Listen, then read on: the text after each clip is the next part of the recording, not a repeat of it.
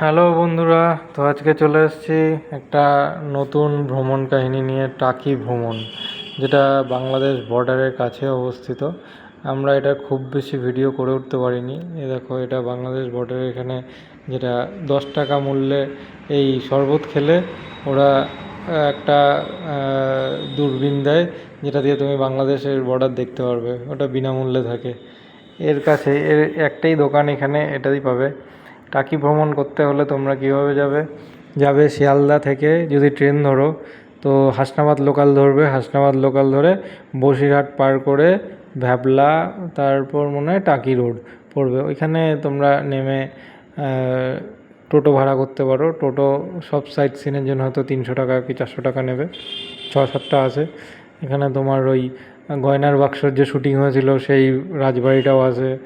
আরও কিছু কিছু দেখার আছে। রিসর্ট আছে এখানে অনেক কটা, নাকি রিসর্ট হয়েছে নতুন। তার মধ্যে একটা হচ্ছে মালদ্বীপ রিসর্ট, এটা খুব সুন্দর হয়েছে। আমরা টাইমের জন্য যেয়ে উঠতে পারিনি। আর যেহেতু আমরা বর্ষাকালে গেছিলাম, তো বৃষ্টির মধ্যে আটকে গেছিলাম, তাই ওইখানে অনেকটা সময় নষ্ট হয়েছে। এই ভিডিওটা জাস্ট করা হয়েছিল ওই ম্যানগ্রোভ অরণ্যে যখন আমরা ছিলাম।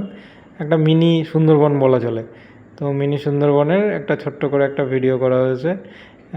এটাকে তোমরা এনজয় করতে পারো।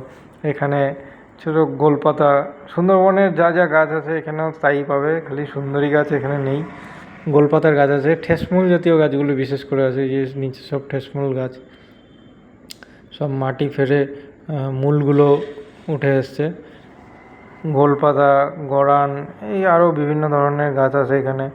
দেখতে বেশ ছোটোখাটো একটা সুন্দরবনই মনে হয়। মাঝখান দিয়ে বেশ ভালোই লাগছিলো।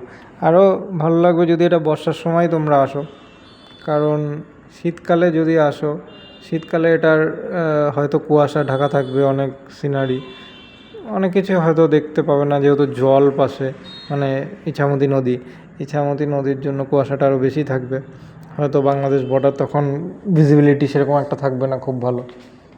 তাই চেষ্টা করবে এটা বর্ষাকালের দিকে আসার, তাহলে পরে নদী এলাকায় যে একটা মায়াবী রূপ তৈরি হয়ে যায় ওই সময়ের বর্ষাকালের, সেটা অন্যান্য সময়ের একদমই থাকে না। তোমরা এনজয় করো ততক্ষণ এই ভিডিওটাকে। যারা শিয়ালদা থেকে আসবে তো টাকি রোডেই নামবে, আর যারা যদি কেউ বাইকে করে আসছো বা গাড়ি করে আসছো, তাহলে তো ডাইরেক্ট চলেই আসতে পারবে 34 নম্বর হয়ে, হাবড়া হয়ে। কেউ যদি বনগাঁর দিক দিয়ে আসো, তাহলে আমি বলবো 34 নম্বরটা এড়িয়ে আসাই ভালো। তোমরা আসলে যত ভিতরের রাস্তা পারবে ততই ভালো। হাবড়ার, অশোকনগর, গুমা, এইসব সাইড দিয়ে তোমরা আসতে পারলে ভালো। কারণ 34 নম্বরের অবস্থা, আমরা ফিরছিলাম, আমরা গেছিলাম স্কুটিতে করে, কল্যাণী থেকে ভিতর দিয়ে স্কুটিতে করে এসেছিলাম, মানে এমস হয়ে সামনে দিয়ে হাবড়া হয়ে গুমা হয়ে তারপরে ঢুকেছি। চাকলা হয়ে আমরা এসেছিলাম, কিন্তু ফেরার পথে আমরা ভুল করেছি, 34 নম্বর হয়ে ফিরেছি। রাস্তা প্রচণ্ড বাজে। তো আমি সাজেস্ট করবো 34 নম্বর জাতীয় সড়ক হয়ে কেউ এসো না। দরকার পড়লে এক্সপ্রেসওয়ে হয়ে আসো, ওইখান থেকে এক্সপ্রেসওয়ে থেকে ব্যারাকপুর, নীলগঞ্জ হয়ে আসো, তাও ভালো। 34 নম্বর ধরে আসার দরকার নেই।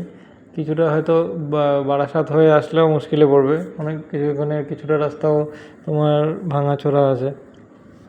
দিনের বেলা তো বিশেষ করে একদমই রাস্তা ধরা উচিত না, রাতের বেলা উচিত না, কোনো সময়ই উচিত না। 34 নম্বর বড় গাড়িগুলোর জন্য এখন ঠিক আছে রাস্তার যা অবস্থা। আর এছাড়া টাকি সম্পর্কে যা বলবো, কিছু কিছু দর্শনীয় স্থান আছে এখানে, ঘুরে দেখলে খুব মজা পাবে। আর এইটা হলো সেই ইছামতি নদী। উপরে মেঘগুলো এরমভাবে জমেছিল, নীল হয়েছিল পুরো, দেখতে খুব ভালো লাগছিলো।